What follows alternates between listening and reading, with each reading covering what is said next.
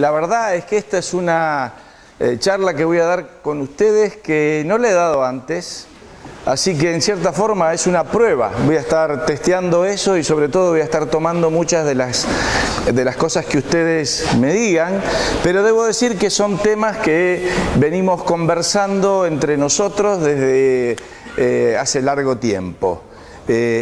Voy a tratar de ver si puedo aportar algo respecto de, bueno, miren, hay de esa pregunta, una famosa pregunta que la podría en estos términos: ¿qué hacer? ¿Qué hacer? Debo decir, es un pequeño librito de Lenin que escribiera un poco unos años antes de la Revolución, donde planteaba precisamente ¿qué hacer? Y yo creo que después de todos estos días de estar discutiendo todas estas cosas, en muchos de ustedes ha surgido, y por eso me interesa este tema, porque la pregunta otras veces ha sido realizada respecto de ¿qué hacer? ¿Qué podemos hacer? Bueno, esto es un poco lo que quiero contestar. Y en ese sentido, tal vez, por supuesto, muchos ya me han preguntado, le han extrañado por qué esto tiene este título. Por uno, por dos, por mucho más Vietnam. ¿A qué viene esto? Bueno, tiene que ver un poco, yo voy a estar recogiendo acá cuestiones, va a haber cuestiones de teoría, a lo mejor puedo terminar con algún tipo de consejo respecto a lo que se puede hacer, no voy a dar ningún tipo de solución definitiva ni ninguna receta, pero en fin, algunas indicaciones y muchas cosas extraídas incluso de mi propia experiencia. La primera es esta. Quiero contarles, bueno, a mí me tocó ir a la universidad en la década de los años 70 y yo llegué allí proveniente de los suburbios de Buenos Aires, donde hasta ese momento lo único que me había interesado era el rugby y las chicas. Bueno, no, otra cosa. Entonces, y yo llegué allí y encuentro un mundo que ustedes no se pueden imaginar lo que era el fervor político, digamos, de los años 70, totalmente distinto de lo que es en la actualidad y sobre todo lo que era eso en la universidad pública. Para darles una idea de cómo era, yo creo que el partido político o el grupo político en la universidad que estaba más a la derecha era el Partido Comunista Prosoviético. De ahí eran todos para la izquierda, toda la discusión era maoísmo, trotskismo, y luego incluso los grupos armados, digamos, que tenían sus propias fuerzas dentro de la universidad. Esa era toda la discusión. Y yo caí, como obviamente en ese entonces, como tantos otros, en ese famoso dicho que ustedes ya conocerán, que dice: si no eres socialista cuando tienes 20 años, no tienes corazón. Pero si lo sigues siendo cuando tienes 40, lo que no tienes es cerebro. Entonces, en mí se aplica eso, por lo menos yo trato de aplicarlo, pero debo decirles y les alerto a ustedes que ese refrán, digamos, ya no corre más. No lo tomen ustedes como que ahora a esta edad deberían ser socialistas para tener corazón, porque creo que después de la caída del muro de Berlín ese ya no justificaría ni a uno de 20 años que quiera tener corazón a través de esas ideas. Pero lo cierto es que la anécdota era entonces que estábamos en épocas de mucho fervor y de mucha pasión, y a mí me llama la atención ahora. Miren, la anécdota y el título viene con esto, era que en esos años 70, 71, 72 salíamos a las calles manifestando y gritando por uno, por dos, por muchos más Vietnam. Eso era. ¿Alguno de ustedes ha participado así en manifestaciones callejeras? ¿Por la calle, marchando por la calle? Sí. O en a lo mejor algún tipo de acto así.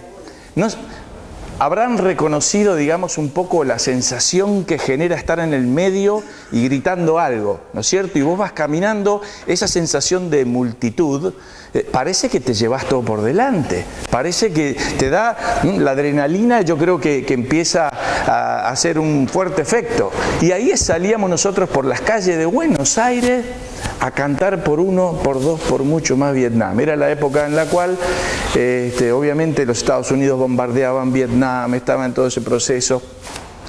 Y yo ahora, luego de todos esos años, me pregunto, sobre todo lo que más me interesa, era cuál era el factor que nos llevaba a nosotros jóvenes a salir a la calle por algo que pasaba a 25.000 kilómetros de distancia y que no tenía nada que ver con nuestra vida diaria, nada que ver. Sin embargo, estábamos dispuestos a dejar lo que hubiera que dejar y salir a la calle a manifestar. Yo creo que si de alguna forma podemos meternos para tratar de entender eso, cómo funciona, vamos a poder al mismo tiempo elaborar nuestro propio mensaje para ver si de alguna forma podemos generar un efecto similar. Claro, después me tocó, después de 30 años, de ira. Mira, esto era lo que pasaba antes, ¿no? Washington, esto es lo que pasaba en Vietnam. Conocerán esta famosa foto, terrible, ¿no es cierto? Esto impulsaba esto, y esto en Buenos Aires, en Europa, en cualquier otro lado. Pero me tocó ir a Vietnam hace un año y visitarlo. Y cuando llegaba a Vietnam, en cierta forma recordaba toda esa época, llamémosla así, revolucionaria de entonces, y a medida que me iba acercando a Vietnam, ahí iba diciendo, bueno, ¿qué me voy a encontrar acá? Un poco como una historia de mi propio pasado. Claro, apenas llegué, ya empecé a sabía más o menos lo que había pasado luego en Vietnam, pero empecé a tener mis sorpresas. Un aeropuerto súper moderno. Me subo un taxi para ir al centro de Hanoi y apenas voy en el taxi empiezo a ver unas agencias de autos vendiendo Rolls Royce. Digo, es raro, aquí en este país comunista están vendiendo Rolls Royce, será bueno para los diplomáticos, en fin. Bueno, y a medida que llegué ahí empecé a encontrar que era un mundo totalmente diferente, donde los mercados florecían, donde vas a Ho Chi Minh City y el centro de la ciudad, ¿qué es? Puros negocios de Hermenegildo Zelda, Versace, Eso es lo que hay en Vietnam. Es más, cosas para envidiar. Los taxis en Ho Chi Minh City no solamente son privados, sino que compiten. Son distintas compañías. Están los verdes, los amarillos, los rosas, y tú puedes elegir uno u otro. Empieza uno a encontrar mercados por todas partes. Mercados que florecen.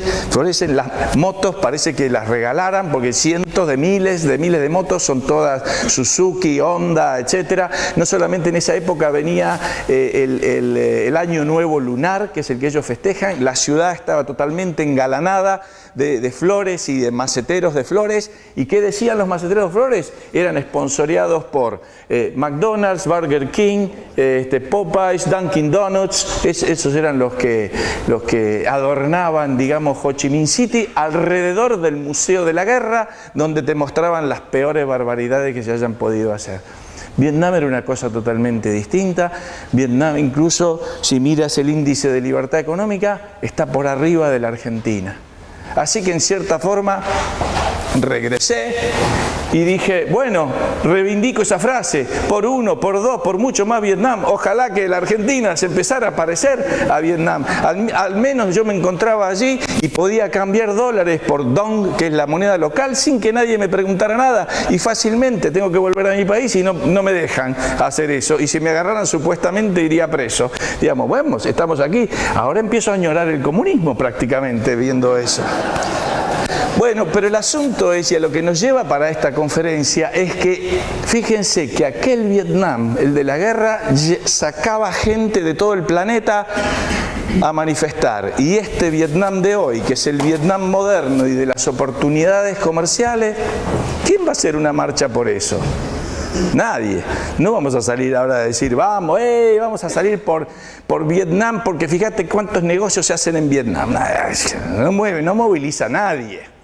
Entonces, ese es el punto que me intriga y que en el fondo quisiera ver si podemos empezar a discutir qué es lo que nos hace entonces y nos motiva para salir. Fíjense que eso no quiere decir, la gente no ha dejado de salir, aquí están, ¿no? Estos son los que salen ahora, estos eran los que salían en los 70, ahora salen estos. Hay algo que les pega, que le toca algo, alguna fibra adentro, que deberíamos ver cuál es y en qué medida nosotros podemos tocarla también.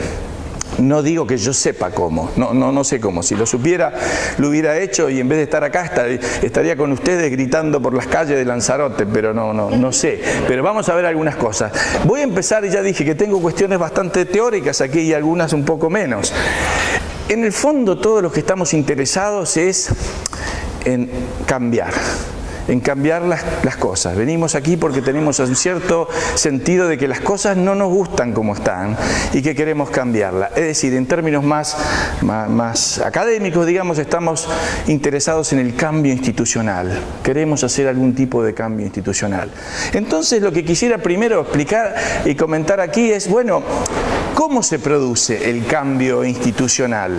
Y al respecto debo decir que en la economía, porque me voy a centrar mucho en el área sobre todo que yo conozco, en la economía hay varias teorías acerca de cómo ocurre y se produce el cambio institucional. Y voy a repasar algunas de ellas brevemente. Hay una primera que fue mencionada por Eduardo, que sostiene que, bueno, en realidad el destino de los países y de las sociedades está claramente asociado con las condiciones geográficas. Esas condiciones geográficas muchas veces determinan cuestiones tales como la existencia de enfermedades y otras restricciones que impiden, que inevitablemente hacen que esos países no puedan progresar. Típicamente uno puede imaginar un país africano que esté incluso en el centro del continente y no que tenga acceso al mar y a las costas, con climas tropicales donde las enfermedades arrasan, y etcétera, etcétera. Es típicamente, por ejemplo, la visión de Jeffrey Sachs, diciendo, bueno, estos países acá, ¿qué es lo que hay que hacer? Hay que ir a combatir la malaria, sobre todo, y eso, porque eso es lo que está restringiendo su progreso, etcétera, etcétera. Y él descarta entonces que el progreso esté vinculado con las instituciones, y es crítico del papel que estas teorías institucionales cumplen. Luego hay algunas teorías similares en cierto sentido, pero que sí incluyen las instituciones. Entonces algunos plantean que son las condiciones geográficas las que, relacionadas también con enfermedades, han determinado un distinto camino institucional que luego determinó el progreso de la sociedad o no. Para que se entienda esto, vamos a ver ejemplos que algunos de estos autores ponen.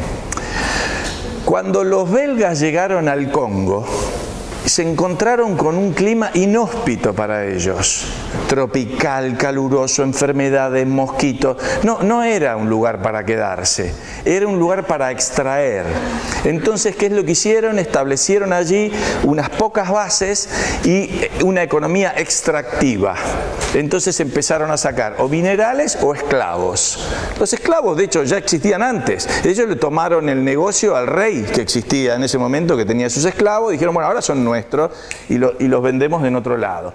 Entonces, no era un lugar para quedarse. Las condiciones eran muy inhóspitas y entonces se desarrolló una economía extractiva, resultado de lo cual luego, incluso cuando se hubieran ido los belgas, ese país terminó con ese tipo de configuración institucional. En cambio, dicen estos autores, los que llegaron al norte llegaron a un clima que era similar del cual salían. Los que llegaron a lo que sería luego Estados Unidos y Canadá, llegaron colonos. Llegaron a habitantes a asentarse y a producir y a querer reproducir allí los mismos derechos por los cuales peleaban o ya tenían en los lugares donde habían nacido. Entonces ahí no tenían enfermedades distintas, el clima era similar y esto determinó una configuración institucional diferente, y en un caso el progreso y el otro no. Esa es una teoría. No les voy a decir, sí les voy a decir que tengo alguna preferida, pero ojo que en esto uno puede encontrar que hay varias teorías que explican el progreso Y podría ser una combinación de varias, porque no necesariamente, estos son fenómenos muy complejos que a lo mejor no tienen una sola respuesta. Bueno, hay otra que sostiene que, bueno, que son los conocimientos y los incentivos políticos los que van determinando entonces que se vayan produciendo cambios en las instituciones, y esto luego, cambios en las políticas, y esto luego desata algún proceso de crecimiento o no.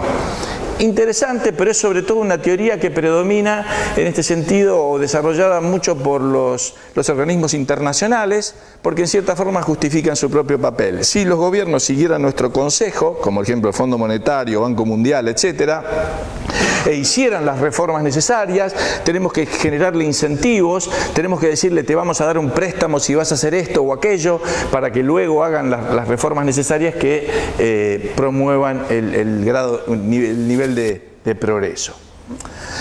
Luego hay otras que son, por ejemplo, han sido mencionadas aquí, bien interesantes, que los países insulares o pequeños tienen mayor calidad institucional y por lo tanto generan mayor progreso.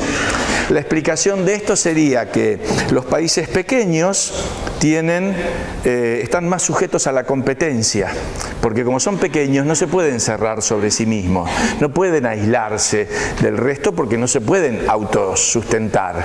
Entonces tienen que abrirse, y al abrirse entonces están más sujetos a la competencia porque los recursos van y vienen y tienen que tener buena calidad institucional, porque si no, no queda nadie allí, ¿no es cierto? Vieron, los países que tienen la peor calidad institucional, hablemos de Corea, hablemos de Cuba, tienen que precisamente cerrar la salida para que no se vaya, porque si el día que la abren no queda nadie ahí, ¿no es cierto? Y los necesitamos ahí adentro. Entonces, pareciera ser que países pequeños tienen mayor calidad institucional, mayor grado de progreso. Luego hay otra teoría que señala que cumplen un papel fundamental los recursos naturales. Pero esta diría que es una teoría que, por la negativa, digamos, que aquellos países que descubren recursos naturales corren serios riesgos de destruir sus instituciones y, en definitiva, destruir su progreso. Se llama esta la maldición de los recursos naturales. Entonces, si uno ve, por ejemplo, países como Venezuela, pareciera ser que el haber descubierto el petróleo es lo peor que le pudiera haber pasado. Incluso uno ve algunos africanos como Nigeria o donde hay diamantes que terminan con guerras civiles por los diamantes, etcétera, y entonces eso pareciera ser lo peor. Bueno, podría ser que esto determine esto, pero al mismo tiempo uno encuentra países en los cuales hay recursos naturales y no ha ocurrido esto. Países como Chile, bueno, Chile con problemas, pero Chile, Noruega tiene petróleo, no es un país que se haya colapsado institucionalmente. Pareciera ser entonces que la relación es al revés. Si tienes buenas instituciones y descubres recursos naturales, entonces eso te va a servir para progresar. Pero si tienes malas instituciones y descubres recursos naturales, vas camino a lo peor, ¿no? Bueno, por último, entre estas hay otra teoría que dice que era el sistema legal del colonizador el que luego determinó la calidad institucional de los países colonizados y por lo tanto su mayor grado de progreso o no. Y estos en particular enfatizan que aquellos países que heredaron el sistema del common law británico, entonces luego han tenido mayor calidad institucional y han progresado más. Canadá, Estados Unidos, Australia, Nueva Zelanda, etcétera. Incluso en África, Sudáfrica, Ghana. Son países ex colonia británica, mientras que no es ninguna reclamo hacia ustedes, mientras los que hemos heredado el sistema legal codificado continental, la codificación napoleónica, etcétera, entonces hemos heredado un sistema menos propicio, digamos, para el progreso y para el crecimiento. Bueno, esas son entonces distintas teorías que andan por allí, a su gusto, servirse, digamos, a su gusto o conocerlas y estudiarlas. Hay una última que es muy destacada por los autores liberales que todos conocemos aquí, y no solamente ellos. Esto es el papel de las ideas. ¿Qué papel cumplen las ideas? Y aquí puse algunas fotos. Esta es claramente la visión de Hayek, Mises, sostienen firmemente esto. De Milton y Rose Friedman tienen un lindísimo artículo que se llama La corriente de las ideas en los hombres, etc. Pero acá lo puse a Keynes, que parecería ser ajeno, y tal vez lo puse a Keynes con una cita que desde mi perspectiva creo que es la única que me gusta de todo lo que haya escrito Keynes, digamos, pero está al final de su famoso libro La teoría general, y como sé que la letra, a ver, no sé si se lee allá, pero la voy a leer. Dije, ayer cuando veíamos las presentaciones dije, no hay que leer el PowerPoint, pero como tal vez los de allá no leen, entonces le voy a hacer el favor. Dice Keynes: las ideas de los economistas y filósofos políticos, tanto cuando son correctas como erróneas, tienen más poder de lo que comúnmente se entiende. De hecho, el mundo está dominado por ellas. Los hombres prácticos que se creen exentos de cualquier influencia intelectual son usualmente esclavos de algún economista difunto. Locos con autoridad, que escuchan voces en el aire, destilan su histeria de algún escritorzuelo académico de unos años antes. Estoy seguro que el poder de los intereses creados es vastamente exagerado cuando se lo compara con el gradual avance de las ideas. No, por cierto, en forma inmediata, pero luego de un cierto intervalo, porque en el campo de la economía y la filosofía política no hay muchos que sean influenciados por nuevas teorías luego de sus 25 o 30 años de edad. Por lo que las ideas que los funcionarios públicos y políticos y aún los activistas aplican a los eventos actuales, no es probable que sean las últimas, pero tarde o temprano son las ideas y no los intereses creados las que son peligrosas para bien o para mal. Muy interesante cita, creo yo, esta de Keynes. Y por último, lo puse aquí, este que está aquí es Gramsci. Y Gramsci es distinto en ese sentido, un dirigente marxista italiano que difiere en realidad de la visión del marxismo, porque la visión tradicional del marxismo era la que determina el cambio en la sociedad, es la estructura productiva, las relaciones de producción. Además, en términos marxistas, son las relaciones de producción las que determinan la superestructura cultural, ¿no es cierto? Las ideas que van a predominar en la era de relaciones burguesas van a ser las ideas de la burguesía. Ese era básicamente el argumento de Marx. Sin embargo, Gramsci lo da vuelta y le da prioridad a las ideas. Y Gramsci es ahora el marxista de moda, tanto sea con los Kirchner como con Podemos o con todos estos grupos. Ellos han tomado esa idea y han dicho lo que tenemos que ganar es el debate, tenemos que ganar, allá los kirchneristas dicen tenemos que ganar el relato. Es decir, la interpretación de lo que está pasando tiene que ser nuestra. Y por eso quieren controlar los medios, por eso quieren tener medios amigos y todo eso, porque saben que el futuro de su modelo está atado, digamos, a que la gente compre el modelo en términos de ideas. O sea que ellos también rescatan el valor del papel de las ideas.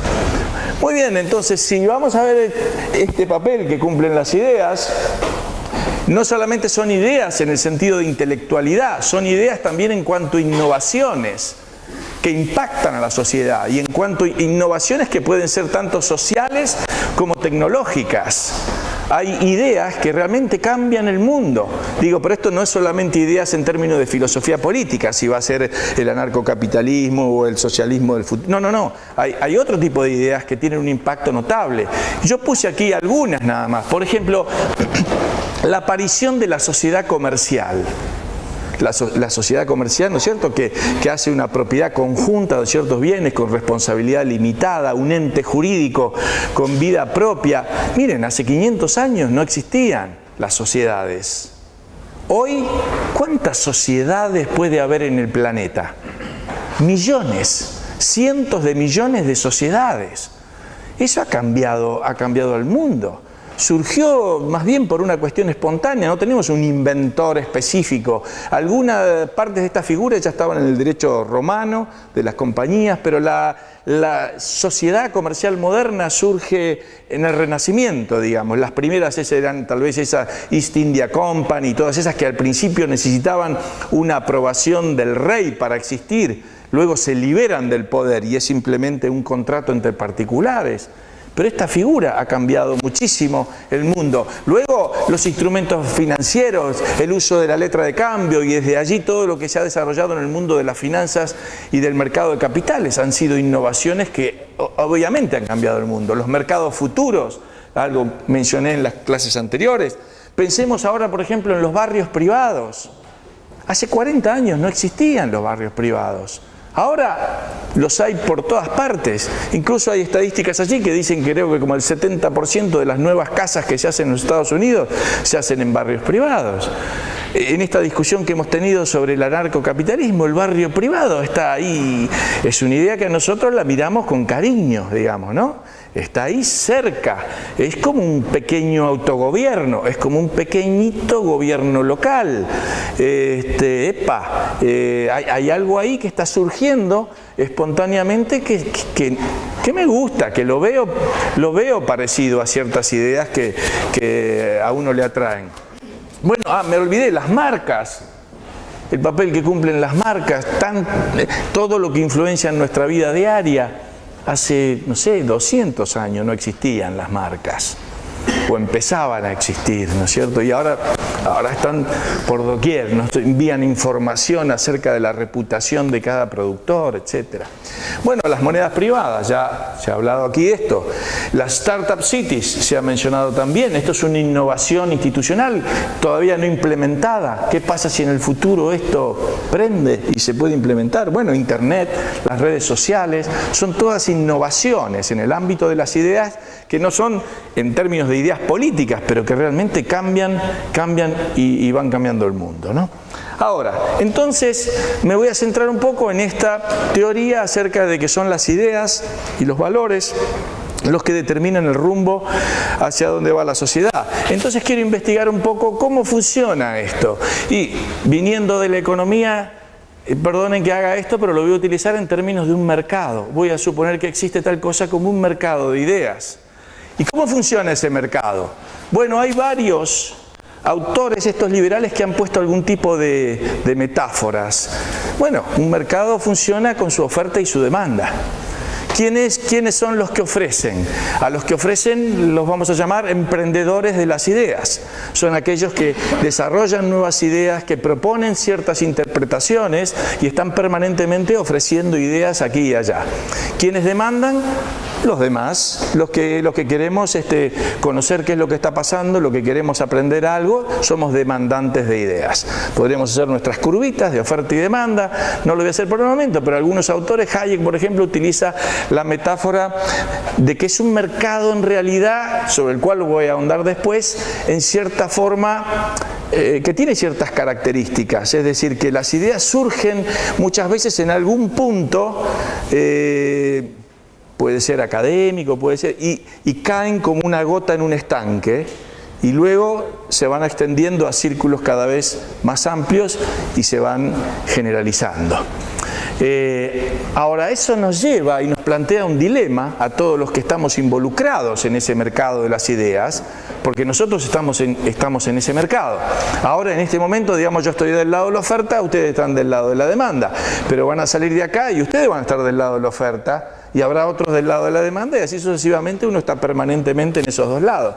Este es un mercado que, dada esa misma metáfora, tiene una forma más o menos de este tipo. Entonces a nosotros nos plantea el dilema acerca de dónde vamos a querer actuar en este mercado, en las élites o en las masas, en los que crean y generan las ideas o en los que las demandan. ¿Vamos a estar del lado de la oferta o vamos a querer ir a actuar por el lado de aquellos que están en la demanda, en los consumidores finales? Difícil el tema de responder. Yo voy a avanzar más sobre esto, pero creo que esa es una definición que tenemos que darnos. Dado cómo funcionan las ideas en relación a la política, ahora volviendo al tema que planteó Eduardo anteriormente, yo voy a plantear que esta es la forma más o menos en la que trato de describir cómo se distribuyen, digamos, las ideas de la gente en una sociedad. Tomemos esto como que esta variable de aquí sea izquierda-derecha. La verdad que izquierda-derecha no refleja realmente la realidad, porque ¿y dónde estamos nosotros? Nosotros no somos la derecha. La derecha son los fascistas, los nacionalistas, nazis, eso. Nosotros no estamos. De hecho, los libertarios en Estados Unidos tenían un símbolo que eran dos líneas así y una flecha que lo cruzaba para arriba, como diciendo, no soy ni izquierda ni derecha, yo para allá, para arriba. Pero tomemos esto por un momento y imaginemos o tomemos que son ideas respecto a 100% en manos del Estado y 0% en manos del Estado. Entonces acá estamos nosotros, Bastos, nosotros, acá todos los muchachos estamos acá y acá están los de Podemos y toda esta gente, está todo acá, pero la verdad que la mayor parte de la gente anda por acá por el medio. ¿Qué es lo que nos dice la política? Y la política sobre todo en democracia, que es el gobierno de la mayoría. Y nos dice que, miren, el político que esté acá, por el momento está descolgado, está fuera, no tiene chances de que sus ideas, digamos, lleguen a tener una posibilidad de aplicarse. El que está acá también está afuera, pero está actuando en el campo de las ideas. ¿Por qué? Porque esta curva no está fija, esta curva se mueve de un lado para el otro. Entonces, estos están como queriendo llevarla para allá y estos están como queriendo traerla para acá. El que tiene éxito por el momento es C, acá, el que está acá. Este es el que en cierta forma se ubica ahí porque sabe que ahí está la mayoría y que eso es lo que le va a poder dar los votos para luego alcanzar el poder, para luego hacer las cosas que quiera hacer. Pero como les dije, esa curva cambia. ¿Y cambia cuándo? Sobre todo cambia en momentos de crisis. Las crisis cumplen un papel fundamental. El mercado de las ideas es un mercado que está relativamente adormecido durante buena parte del tiempo. ¿Por qué? Porque la gente tiene otras cosas para ver. Digamos, ¿por qué voy a estar preocupándome yo por estas cosas, por ejemplo, en mi caso, digamos, de los buitres y de todo eso? ¿Para qué si yo puedo estar viendo el Mundial? ¿Para qué voy a estar con eso? Dedicarme a eso implica un costo, hay que informarse. Yo podría estar viendo las novelas, esos programas de televisión, en vez de estar viendo e informándome, tengo que comprar diarios, revistas. La gente, el public choice lo señala, tiende a ser racionalmente ignorante, digamos, sobre estos temas, salvo cuando se produce una crisis. ¿Por qué? Y porque todos estamos bien yendo a jugar al golf y todo eso, pero ahora se viene la crisis y ahora demandamos una interpretación acerca de lo que pasó. Entonces el mercado se intensifica y de cierta forma la curva, que era una curva más bien plana, ahora la curva se agiganta, digamos, ¿no? El interés.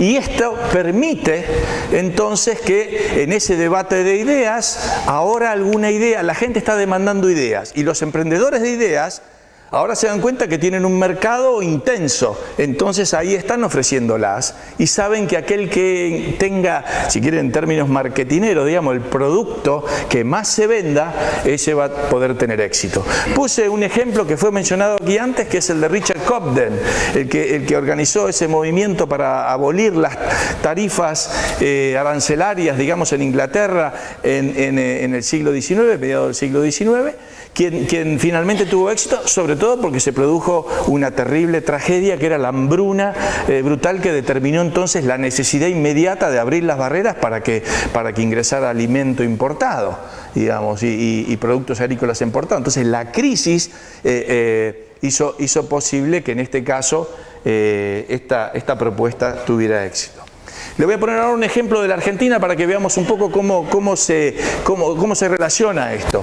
Esta curva, esto de aquí, es la Argentina de 1980 a 1990. Una de nuestras tantas crisis, esta era una crisis fomentada por el déficit fiscal, básicamente el gasto público y la emisión monetaria. Se financiaba el déficit con la emisión monetaria, la inflación subía hasta que llegó a la hiperinflación. La gente de pronto se encontró con la hiperinflación, acostumbrada a la inflación moderada, como la que tenemos ahora para nosotros es moderada, digamos, 30, 40 es moderada, pero acostumbrado a eso, que se te vaya como ocurrió, y esto no lo van a poder creer, al 200% en un mes, imagínense lo que era eso, vos salías corriendo, te pagaban tu sueldo y vos salías corriendo a la esquina a comprar dólares y luego vendías de a poquito los dólares cada vez que ibas al supermercado, porque sabías que el dinero te desaparecía su valor. Bueno, esto generó obviamente un gran shock y una gran demanda de ideas. Confrontaron ahí distintas ideas para explicar qué es lo que pasaba. La gente demandaba explicar lo que pasaba, qué es lo que pasaba. ¿Y qué ganó ahí? Ganó la idea de que eso era fruto del gasto público, de la ineficiencia de las empresas públicas y de la emisión monetaria.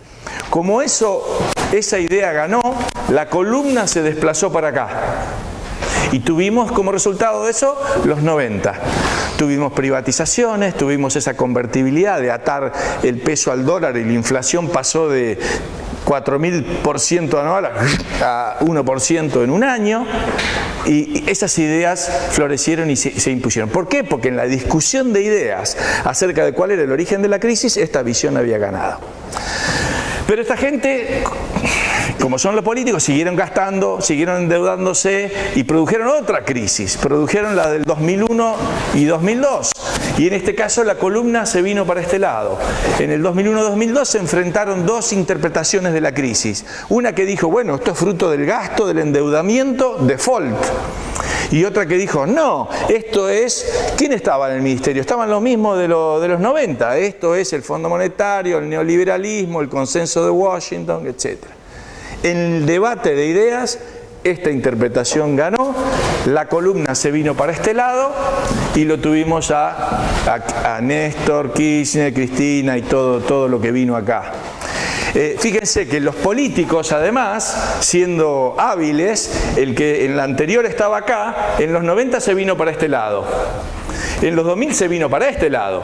El mismo que privatizaba a YPF, a Repsol, es el mismo que votó la estatización de Repsol. El mismo. Pero ellos son políticos, ellos van donde la columna esté, porque tienen que mantener su base política. Bueno, ¿cómo es la estructura de este mercado? Tomemos ahora la metáfora de una pirámide. Bueno, no necesariamente es estrictamente así, pero quiero señalar algunos componentes. Es bastante probable que muchas de las ideas surjan tal vez a nivel académico, teórico, intelectual, allá arriba, en la Torre de Marfil. Acá yo puse, por ejemplo, Menger, von Haber, Mises, Hayek, Rothbard, Kirchner. Ahora puse 6 acá para que no nos peleemos si son 4 o 3, ¿no es cierto? Vamos a poner todos ellos. Acá, están acá arriba. Generan ideas. Esas ideas pasan a un nivel más abajo. Digamos que ¿quiénes son? Y bueno, son los profesores. No generan las ideas nuevas, pero las transmiten. Entonces puse a 2 también de los 2.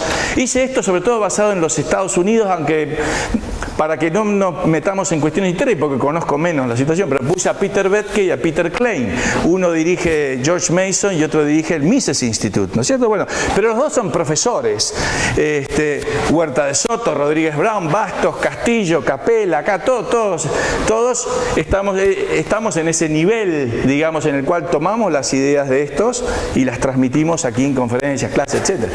Sin que necesariamente sea en este orden, voy a nombrar a aquellos que son escritores, cineastas. Puse a Robert Heinlein, ese famoso autor de ciencia ficción libertario, la puse a Ayn Rand por sus novelas, también transmiten ideas.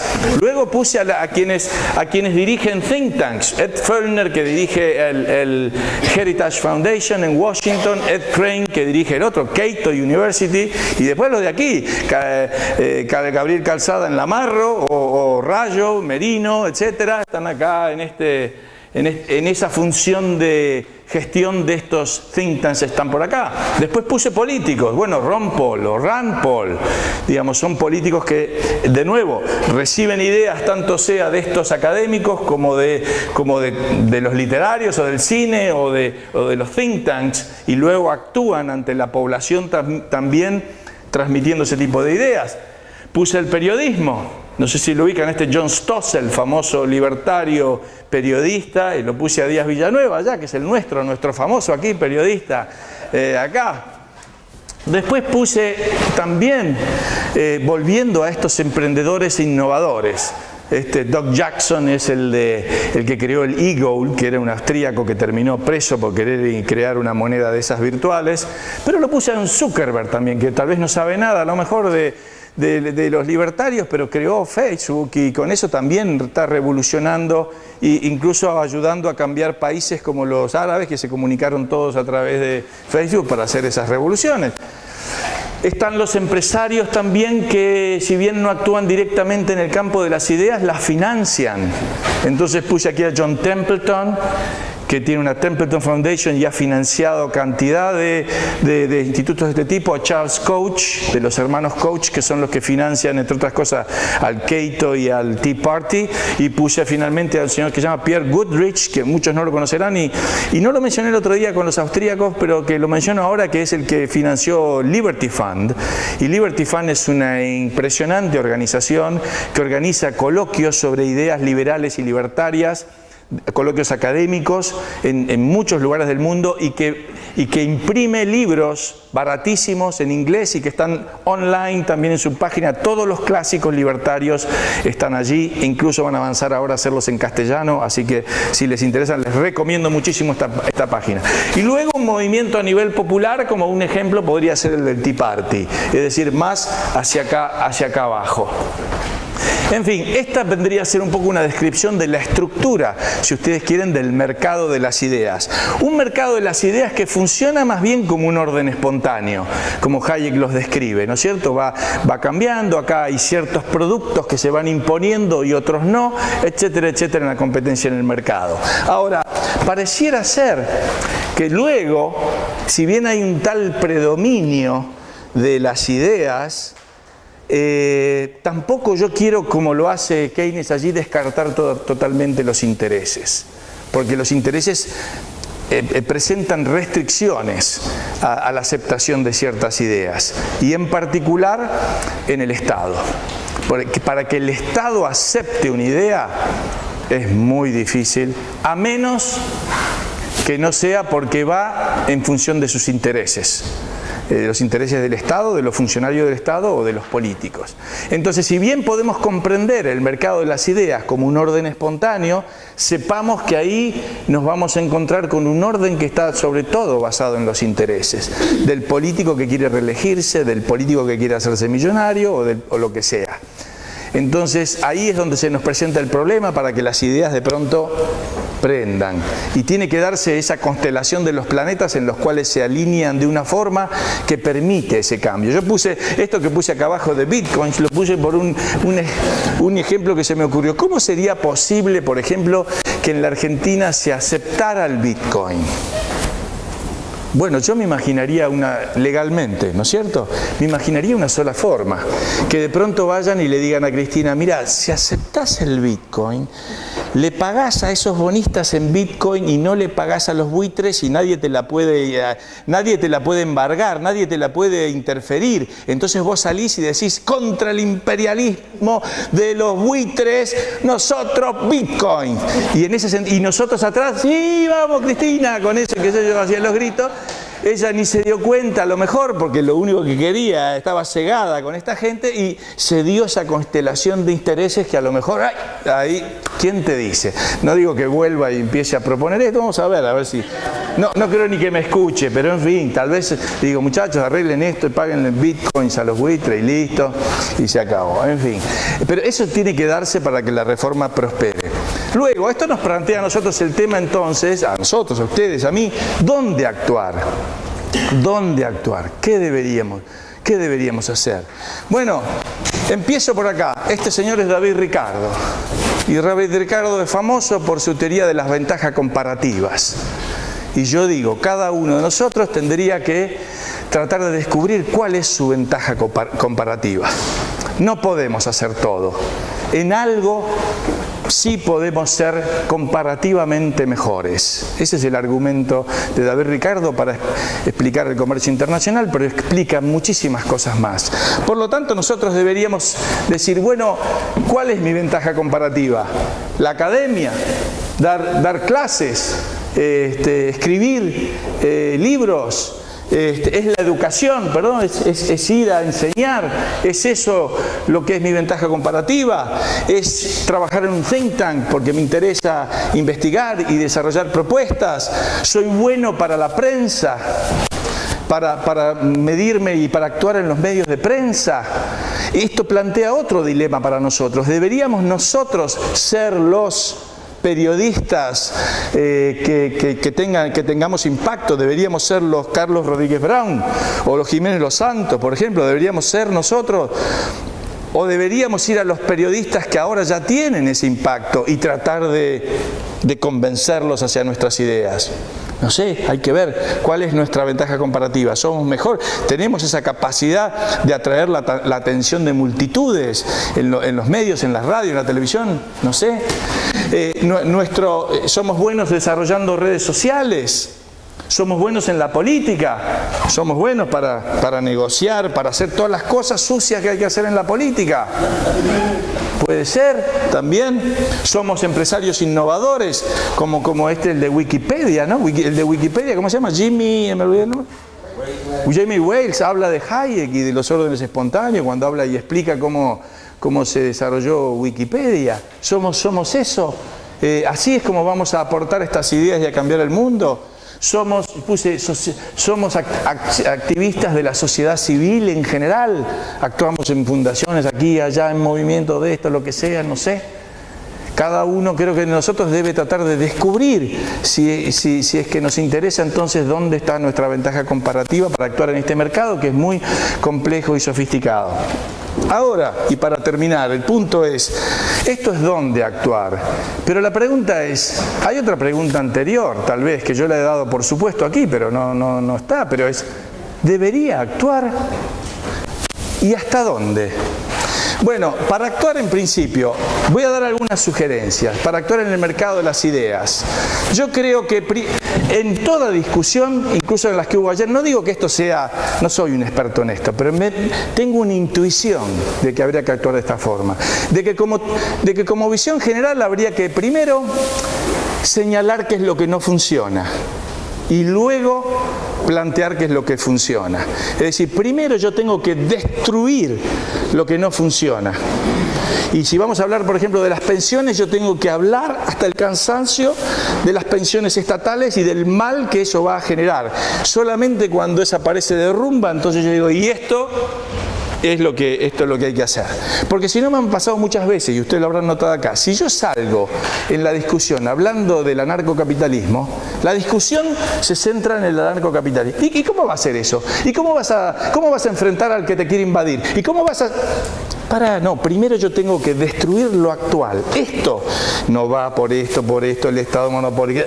¿Estamos de acuerdo en esto? Ahora te abro la ventana a una posible salida. Creo esto como una estrategia, ¿no es cierto?, de ideas. Y en ese sentido, me parece que algunas de nuestras propuestas deberían estar enmarcadas en ciertas ideas que tienen fuerza, que no son directas en cuanto a la solución, pero que abren la puerta. Por ejemplo, en esto de que primero lo negativo tendría que ser basta con esto y vamos por aquel lado. Entonces digo yo, basta de centralismo, descentralización o autonomía, como quieran. Basta de este poder acá que me está sojuzgando a todos. Yo quiero autogobierno. Yo quiero que nosotros acá nos autogestionemos. Entonces basta del centralismo. Todo lo que favorezca la centralización va en nuestro camino, va a nuestro favor. Ahí. Por supuesto que yo sé que mi centralización llega hasta la descentralización individual. Yo, viste, mi casa y reto,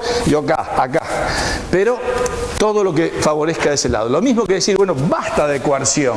Basta. Coerción no. Libertad de elección. Por ejemplo, sale con el tema de las pensiones. Mira, lo único que yo quiero es que no me coercionen. Yo quiero ser libre de elegir. Ni siquiera quiero que tú sigas, si quieres seguir con el sistema estatal, sigue. Déjame a mí elegir. ¿Por qué? ¿Por qué me quieres obligar a elegir una pensión que yo no quiero? Yo quiero tener libertad de elección. No quiero destruir tu sistema. ¿Quieres ser socialista y morirte con una jubilación estatal?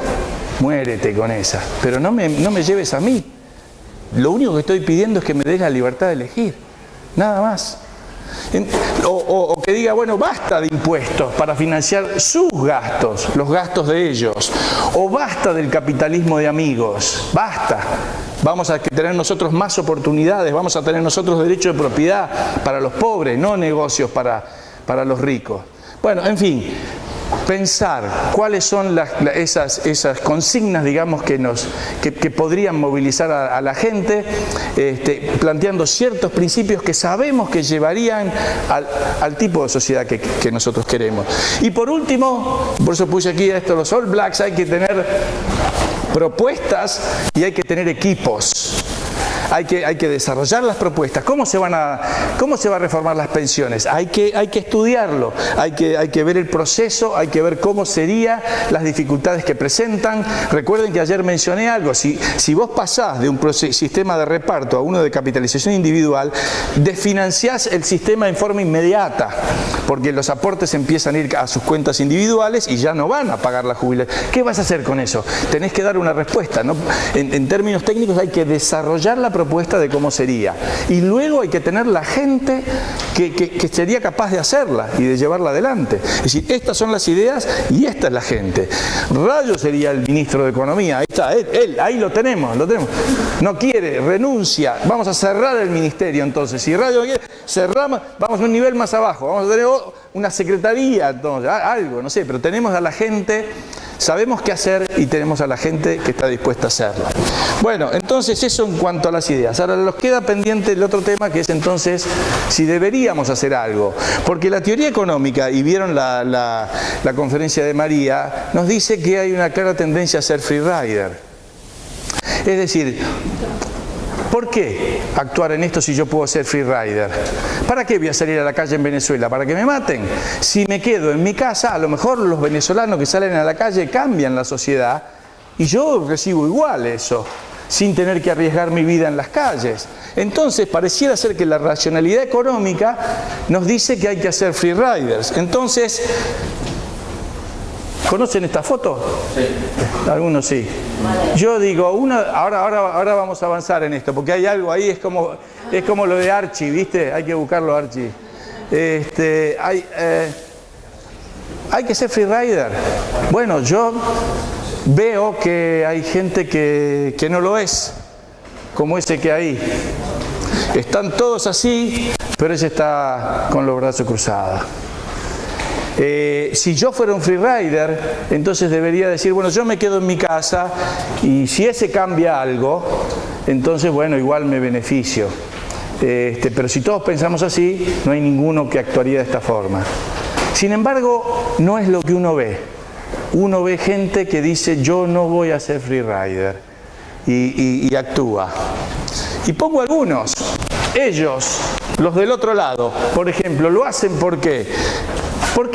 ¿Por qué tiene esa aura el Che? Porque dio la vida supuestamente por unas ideas y la gente lo toma como precisamente aquel que no quiso ser free rider del esfuerzo de los demás y fue ahí y se enterró con sus ideas. Lo mismo un Lenin. ¿Qué puedo decir? Lenin, ¿cuál era su objetivo? ¿Está bien? Perseguía sus ideas, o esta es la Camila Vallejo, ahí la chilena. Ellos, sin embargo, tienen una diferencia respecto de nosotros. Ellos van por el poder y la gloria, pero sobre todo también van por el poder. Ellos quieren el poder. Y la gran diferencia tal vez que tenemos con nosotros los liberales es que nosotros rechazamos el poder. Nosotros no queremos el poder, pero sin embargo para ellos es un imán fenomenal. Conseguir ese poder e imponer aquí mi utopía y mis ideas los hace tener una gran motivación para superar el problema del free rider y para algunos casos hasta dar su vida.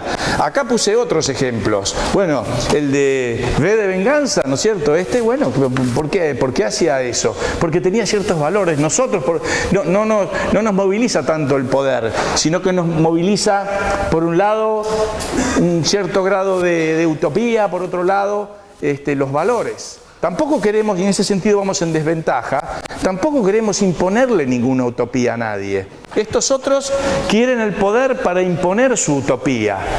Nosotros no queremos el poder porque tampoco queremos imponerle una utopía a nadie. Queremos que cada uno tenga la utopía que quiera tener. Entonces, en ese sentido, nos debilita en esa motivación, digamos, para salir a la calle. Puse ese ejemplo, aquellas... ¿cómo se llama? Naomi Sánchez, la bloguera cubana que se puso a bloguear ahí en el medio de Cuba, ¿y en virtud de qué? o la puse tal vez del siglo anterior, no sé si conocen la historia de Harriet Beecher Stowe, que es la que escribió En la cabaña del tío Tom. Y esta señora tiene una historia notable. Esta señora estaba casada con un senador y en un estado en el cual no había esclavitud, pero donde el marido, el senador, en el parlamento ahí de ese estado, votan una ley diciendo que los habitantes de este estado no podían recibir y debían denunciar a los esclavos que se escaparan del sur yendo para el norte. Y Harriet Beecher Stowe se para ante su marido y le dice: eso es algo que yo no voy a hacer. Yo voy a desobedecer la ley que vos votaste, porque yo creo que eso es absolutamente injusto, y yo voy a hacer que todo aquel que pase por acá, yo le voy a dar comida y le voy a dar una cama, para que luego siga camino hacia la libertad y hacia el norte. Y ella se enfrentó a su marido, a la ley de su marido, a todo. Es decir, esos casos hay. ¿Y por qué? Por valores, porque defendemos nosotros ciertos valores. Pero eso nos lleva entonces a decir, bueno, a ver, ¿hasta dónde? Ahí está nuestro Señor. ¿Arriesgo mi trabajo por los valores y por las ideas que tengo? Supongamos que como mínimo ahí arriesgara su trabajo, porque a lo mejor no lo vieron mucho, ¿no es cierto? Estaba ahí, se hizo el distraído y bueno, qué sé yo, no lo hago. ¿Arriesgo qué? ¿Arriesgo dejar todo lo que tengo y me voy? ¿Y lanzarme al mar para ver si llego al otro lado? Este es el de Túnez, ¿sí? El que empezó todo. ¿Saben cómo es la historia de este Mohamed?